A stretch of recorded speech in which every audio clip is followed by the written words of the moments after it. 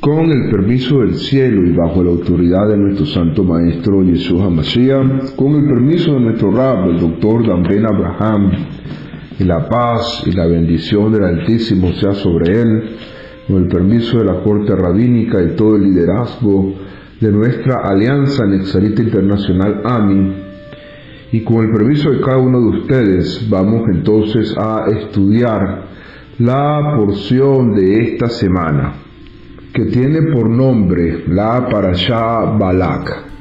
Esta porción se encuentra en Números capítulo 22, versículo 12, al capítulo 25, verso 9.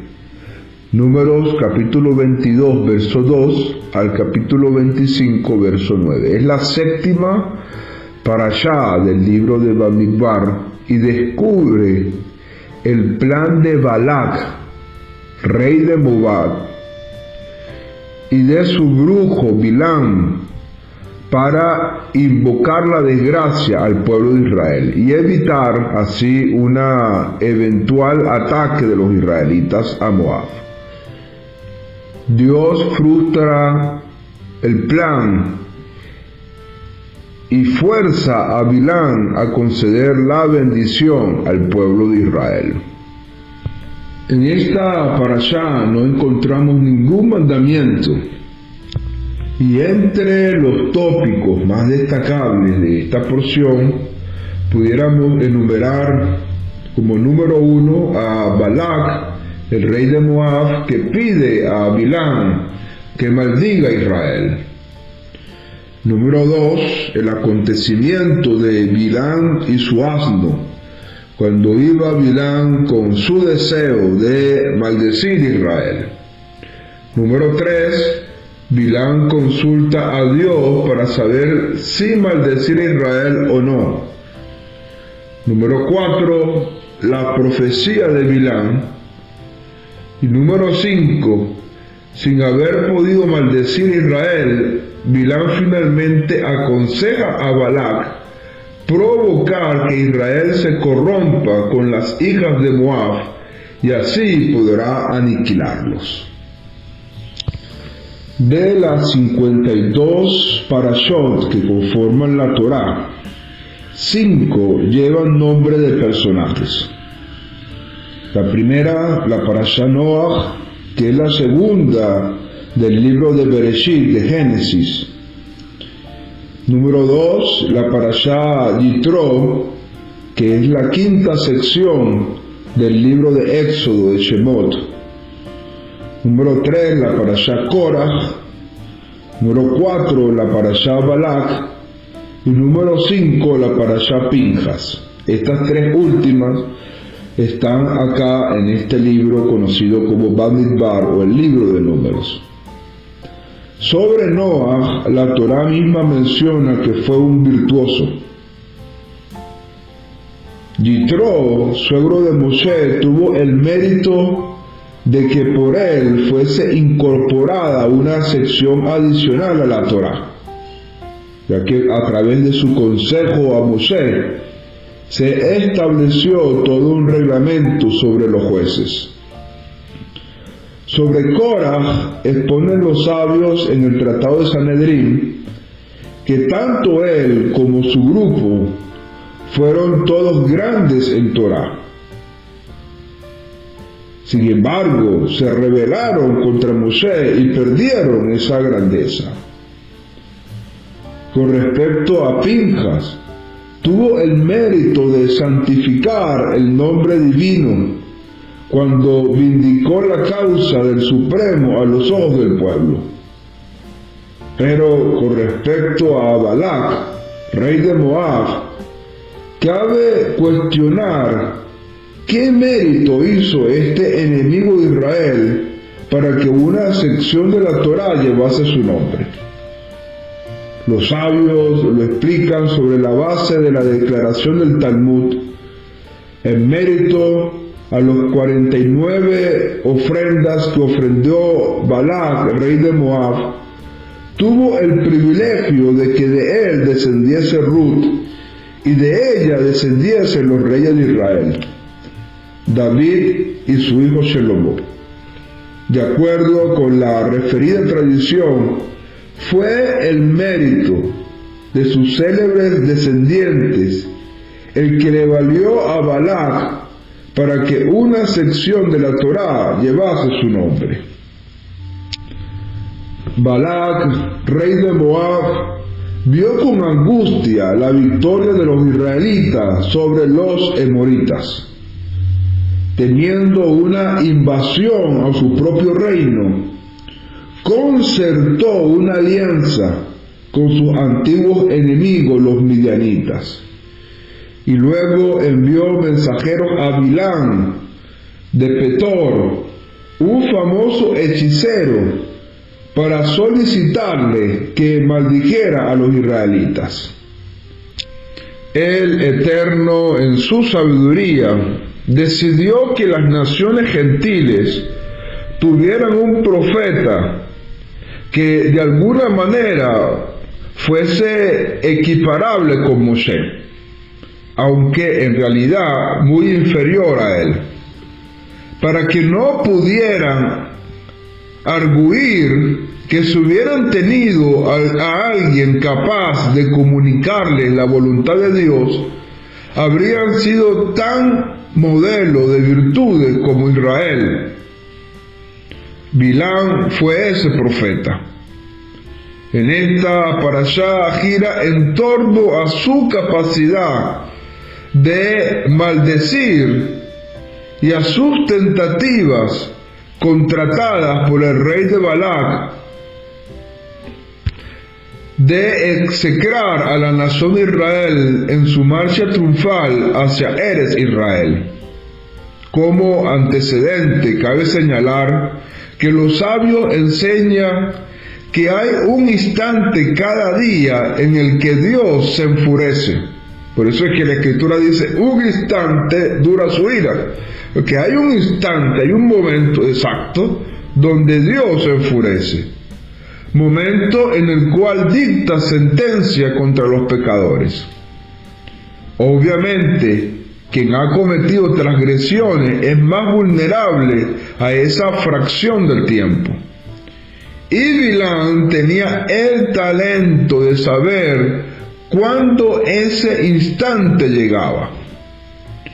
Una maldición en ese momento podría someter a su víctima a la condena de Dios.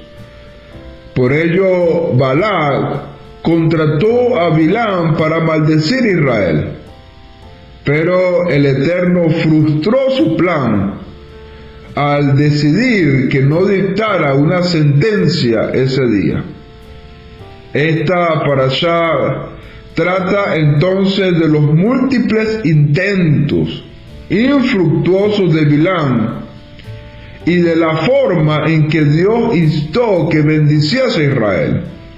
En realidad, tales bendiciones fueron tan plenas de significado e importancia que los sabios incluso pensaron en hacerla parte de las plegarias diarias del Shema. El motivo por el cual Dios quiso que fuera precisamente por medio de el malvado e inmoral Bilán que esas sublimes bendiciones le fuesen concedidas a Israel, fue para que el mundo entero supiera que ningún ser humano es capaz de dañar a Israel si ello va en contra de la voluntad divina. Es entonces en ese contexto que la parashá nos narra que Balac envió una comitiva a Bilán. Y Bilán pidió a esa delegación que se quedara con él toda la noche para darle tiempo de consultar a Dios si podía cumplir con el pedido. Durante la noche fue advertido por Hashem que no fuera con los enviados, de modo que los envió de regreso. Sin embargo, les hizo entender que esos emisarios no eran dignos de un hombre como Bilán, y que además el pago que estaban ofreciendo era insignificante para él. Por lo tanto, Pensando que una invitación más tentadora resultaría efectiva, Balac envió una segunda delegación, más numerosa y de mayor prestigio, que ofreció a Bilam grandes honores y recompensas si cooperaba. El hechicero, obviamente motivado por su codicia personal, les pidió que permanecieran con él hasta que pudiera recibir nuevamente las instrucciones de Hashem. Esta vez recibió autorización para ir, pero con la condición de que hablaría solamente como el Eterno le indicara. De allí surge un dicho de nuestros sabios, que el cielo conduce a la persona en la que ella se empeña en ir, ya que Bilam estaba empeñado en ir a maldecir a Israel y obtener todas esas riquezas. Hashem le permitió ir con Balac, sin embargo, con la condición de que solo lo que Hashem pusiera en su boca, él pudiera hablar. Durante el viaje para entrevistar a Balac, el asno de Bilam vio un ángel que sostenía una espada y que obstruía el camino, razón por la cual el animal desvió hacia un costado. El impaciente Bilam golpeó varias veces al asno para que prosiguiera su marcha.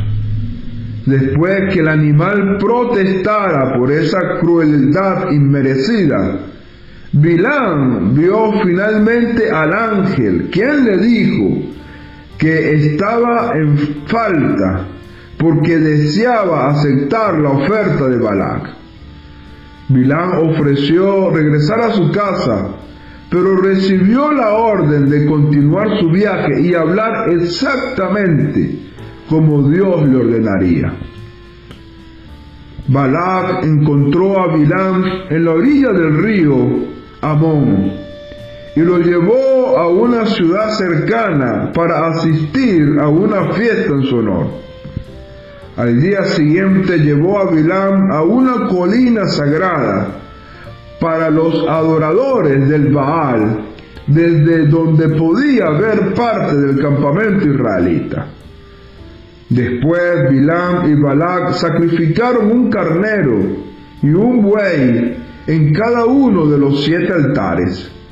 Y Bilam le dijo a Balac que permaneciera cerca de la ofrenda ardiente, mientras él se retiraba para consultar a Dios. A su regreso pronunció su primer discurso. ¿Por qué he maldecir yo al que Dios no maldijo?, preguntó. He aquí un pueblo que habitará solitario y no será considerado entre las naciones. Disgustado por la inesperada alabanza que hizo Bilam de los israelitas, Balac lo llevó a la cima del monte esperando resultados diferentes. Pero una vez más, Bilam decepcionó a Balac al declarar que Hashem no quería maldecir a Israel y que no quebraría su promesa de bendecir a Israel y que ningún tipo de magia prevalecería sobre este pueblo. Balac, desesperado, pidió a Bilam que desistiera de maldecir o bendecir a los israelitas. Antes de partir, sin embargo, Bilam predijo la soberanía de Israel y la condena de Moab, Edom y Amalek y los demás enemigos del pueblo de Israel. Luego los israelitas acamparon en Shittim, y allí las mujeres paganas de Moab, aconsejadas por Bilam, tentaron a los israelitas a unirse a ella en la adoración de Baal Peor y participar en una orgía idolátrica e inmoral. Moisés sentenció a muerte a los pecadores y una plaga se difundió entre la congregación. Pinjas ben Eleazar, el Cohen Agadol, presenció un acto flagrante de inmoralidad entre un israelita y una mujer midianita.